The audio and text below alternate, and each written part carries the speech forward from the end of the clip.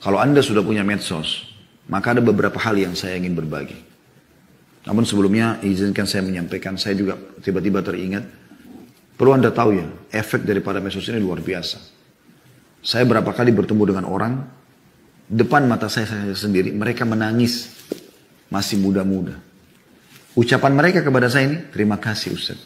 Saya mengikuti ceramah Ustaz di YouTube, saya mengikuti ceramah Ustaz di Instagram. Sampai pernah saya di Bandung turun dari sebuah masjid. Itu di masjid besar, jami' pernah tablik akbar. Setelah jemaah bubar semua, saya keluar. Ada satu anak muda nunggu di tangga. Di bawah. Sekali, saya turun. Begitu saya turun mau menuju kumpul, saya ke kanan, dia ke kanan. Saya kira dia kayak menghadang saya. Terus saya tanya, ada apa akhi? Langsung dia bilang sama saya, Ustaz, boleh nggak saya peluk Ustaz? Tentu ini laki-laki ya. Saya bilang, ya silakan. Begitu saya peluk dia, dia nangis terisak-isak. Terisak-isak kayak orang yang luar biasa nangis. Terseduh-seduh gitu ya.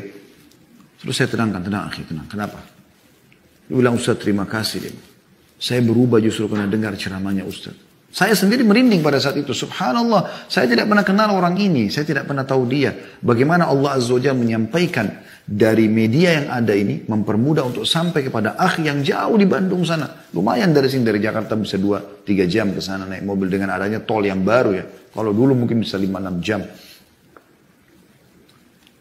Kemudian dia bilang sama saya, sambil dia menangis, dia mengatakan, orang sampai mengira saya gila Ustaz. Saya berubah total. Dari orang yang tidak kenal Allah, tidak sholat, saya berubah.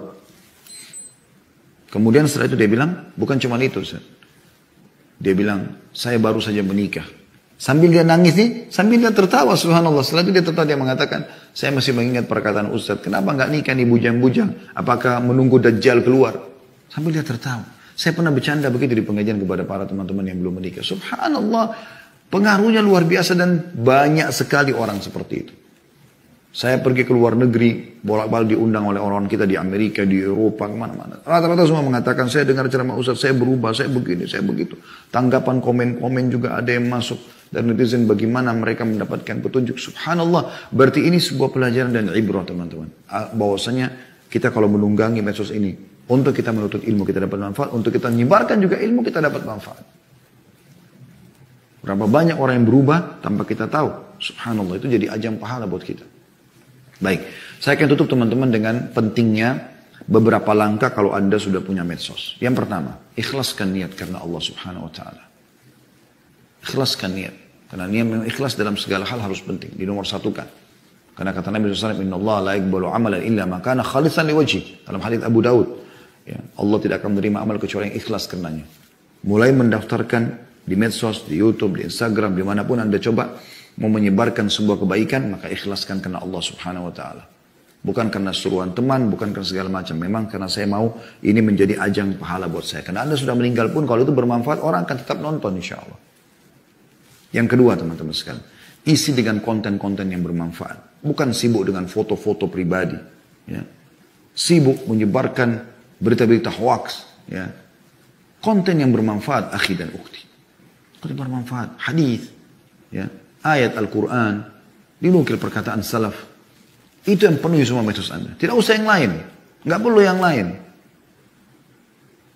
Ya. Ini penting teman-teman sekalian. Masalah adanya follower, nggak follower itu kuasa Allah Subhanahu wa taala. Nggak usah terlalu jadikan sebagai target utama. Tapi bagaimana kita berniat untuk menyebarkan kebaikan.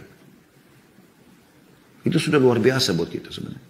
وقالوا سمعنا وأطعنا